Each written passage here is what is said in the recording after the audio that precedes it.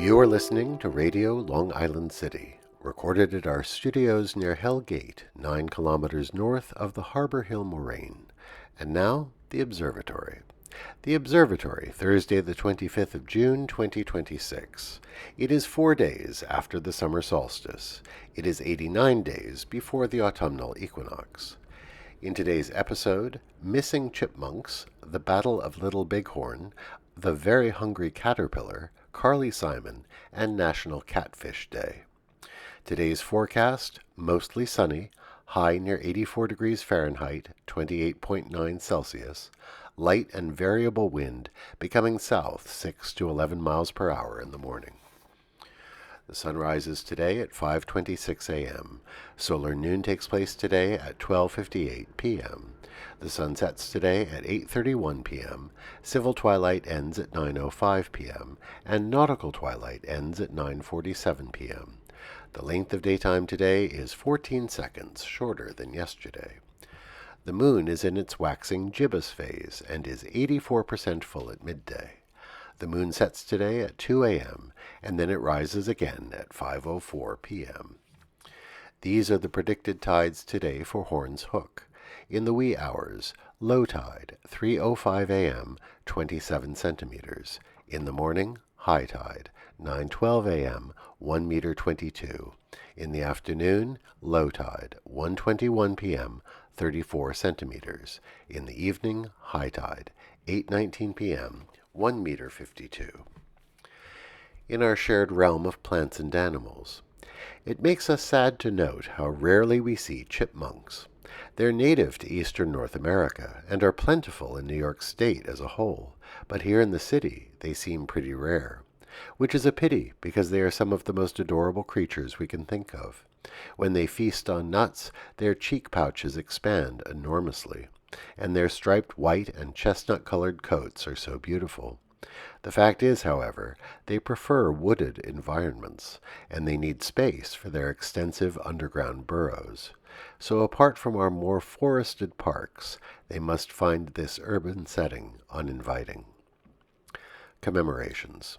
Today is the 150th anniversary of the 1876 Battle of Little Bighorn, or Custer's Last Stand, or the Battle of the Greasy Grass. This is a good occasion to reflect on how we tell our own history in its full complexity. It was the time of the Great Sioux War in the West. The combined forces of the Lakota Sioux, Northern Cheyenne, and Arapaho faced the 7th Cavalry Regiment of the United States Army. Sitting Bull and Crazy Horse led the resistance to being confined to reservations as European settlement increasingly infringed on their ancestral lands. More than 10,000 Native Americans were encamped along the Little Bighorn River, which they called the Greasy Grass, defying the Army's orders to return to their reservations. Custer had been sent to scout out the situation in preparation for a cavalry attack on the camp. He overstepped his command and led 200 men into the valley. They were met by 3,000 warriors under the command of Crazy Horse. Custer and his men met their end. It was the greatest native victory against the U.S. cavalry during the conflict. But 5 years later, the war was over. Sitting Bull and Crazy Horse had been captured, and a harsh peace was inflicted on the native tribes. Today we remember Eric Carle, born this day in 1929 in Syracuse, New York. At the age of 6, his parents took him to Germany, their native country, where the family endured World War II. He returned to New York in 1952 and became one of the great children's book illustrators of his generation. His collage technique, using hand-painted papers, created rich, colorful designs, and his themes were often drawn from nature. Among his most popular books, The Very Hungry Caterpillar, The Grouchy Ladybug, The Very Lonely Firefly, The Very Quiet Cricket, and Brown Bear, What Do You See? Remember Eric Carle today. Today we wish a happy birthday to Carly Simon, born this day in 1943. Her greatest hits from the 70s helped define the era. Think of That's the Way I've Always Heard It Should Be, Anticipation, You're So Vain, And nobody does it better from the 1977 James Bond film, The Spy Who Loved Me. Did you know she's also written 5 children's books? Happy birthday, Carly Simon.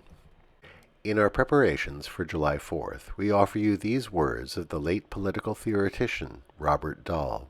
He wrote this: "Compared with the political systems of other advanced democratic countries, ours is among the most opaque, complex, confusing, and difficult to understand." In today's World Cup, Team USA faces Turkey in Los Angeles, and Ecuador faces Germany at New York, New Jersey Stadium. Finally, today is National Catfish Day.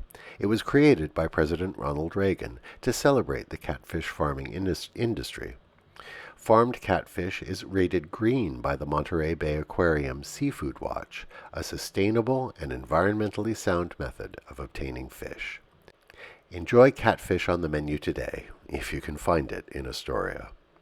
And that is the Observatory, Thursday the 25th of June, 2026.